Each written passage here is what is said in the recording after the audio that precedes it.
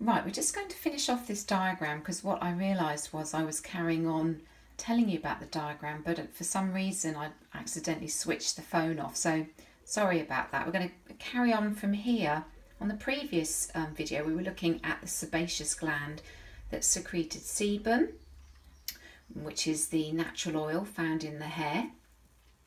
Remember how the sebum can travel up the follicle through onto the hair shaft very easily, particularly if the hair is straight.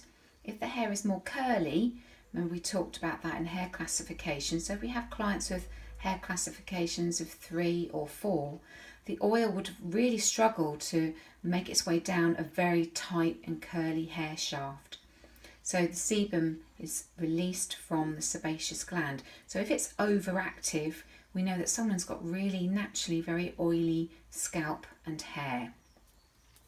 This area around here is called the hair bulb. So this sort of shape is literally full of fairly new keratin. So if we were to pull the hair out of its follicle, we sometimes notice a little sort of white blob at the end of maybe a hair that's come away from our scalp.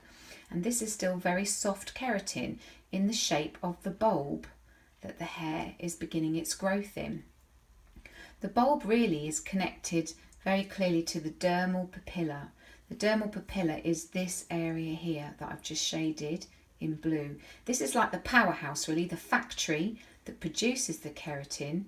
The keratin is what our hair is made out of, and it will gradually harden as it works its way up through the follicle over a period of time. And when it comes up to the top of the epidermis, it's a hardened piece of keratin that we obviously see as our head of hair.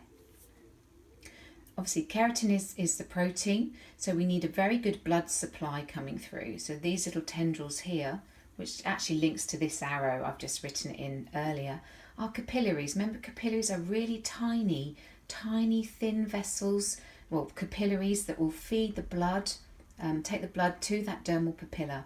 Remember, things like veins and arteries are far bigger. It's blood capillary. So a good blood supply is important for healthy growth of hair. We've talked about how important breakfast is in the morning, how we need a lot of protein in our diet to create good hair growth. And obviously, if someone had very poor, finely growing hair, a trichologist referral would be ideal for that client to discuss diet and also vitamin supplements and additional tonics and products for the hair and scalp. Moving on here, we've got nerve endings. So these little bits here are sensitive to touch and also to temperature. Moving on from here, we've got this little arrow coming in on this area here. Now these are our fat layer. The posh word is subcutaneous layer. So remember that could easily be asked in a test paper, a bit of a stretch and challenge question. So maybe to get more marks, you would use the word subcutaneous. You could also say fat layer, but it just shows that higher level of understanding that you have. The next one we're moving on to is this sort of squidgy part of the diagram. Looks a bit like an intestine really, but that's our sweat gland. And our sweat gland really gets rid of waste and water from our body. So on a hot day, or if you've been clubbing and you're sweaty, it's a sweat gland that is removing waste and water up through each sweat pore that you have on your body. So this is our sweat pore here. Lastly, we've got our two areas of actual skin layer. So we've got this lower layer, which is called the dermis, and our upper layer, which is the epidermis. So a way of remembering perhaps on a diagram, if you had to label it, is deep dermis and upper epidermis. If we have an overactive epidermis, our client could have quite sort of flaky skin and a flaky scalp.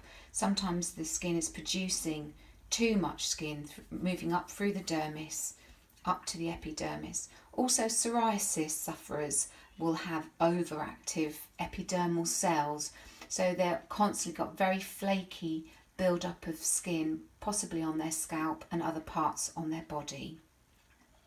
So this particular diagram is important for you to study There could be different variations online, so have a little look, because if this came up in an exam in the future, it may not look exactly like this, but hopefully you would actually understand the main characteristics that we're seeing here.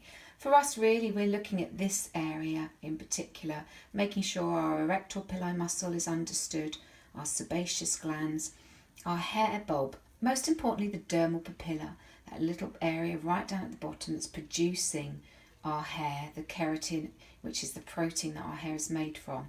But remember, everything is fed from the blood supply, our blood capillaries. That's really important.